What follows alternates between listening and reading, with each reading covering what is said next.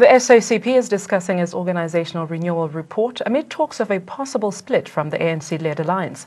However, there are questions about the Communist Party's readiness to contest the 2019 elections alone. The Communist Party elected 5 of its senior leaders unopposed after yesterday's proceedings that were dominated by Deputy President Cyril Ramaphosa's address on the state capture allegations. Today, the first Secretary-General, Solima Paila, tabled the party's organizational report amid talks of the SACP parting ways with the ANC-led alliance. But questions remain about the logic behind the split and if the SACP can survive without the ANC's backing.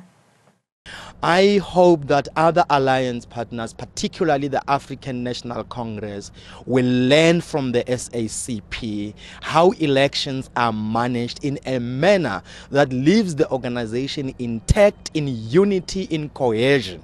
If this can happen in the African National Congress and be translated in the alliance, we are going to be a very strong collective behind our program to push a national democratic transformation, and on our part as the SACP and COSATU to advance to socialism. Comrades, we can't in 2017 at this 14th National Congress have a discussion, as we all realize, I'm sure, about SACP elections and state power and not also have a discussion and connect it to the question of state capture.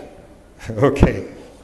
Because as Comrade Cyril Ramaphosa said yesterday, you can fight elections and so on, but the cupboard might be bare. I think he was referring to something else. I think what he was saying is if the party and the ANC contest elections separately, you might end up with diminished returns on both quarters. I think that's what he's saying. But the cupboard may well be bare for other reasons, that everything has gone to Dubai or to Saxonwald or wherever. Okay. So, you know, we win elections, or as part of a coalition, we win elections, but what does state power amount to? It's an empty shell. That's the danger. So we can't have one discussion about the party and elections and the state power question, and on the other hand, neglect, as we haven't been neglecting at this Congress and over the last many months, the question of state capture.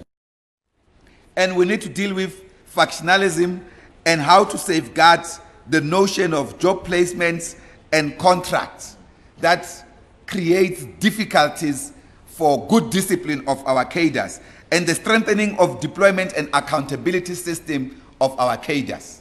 One of the points that the General Secretary raised when he was opening Congress, that for instance, some of the cadres in the public service, when they are confronted for not doing work, they run to get the protection of the union. We need strict adherence to these values that we serve as values of good servant of the people. A party member must always contribute to the life of the party, not just by attending meetings.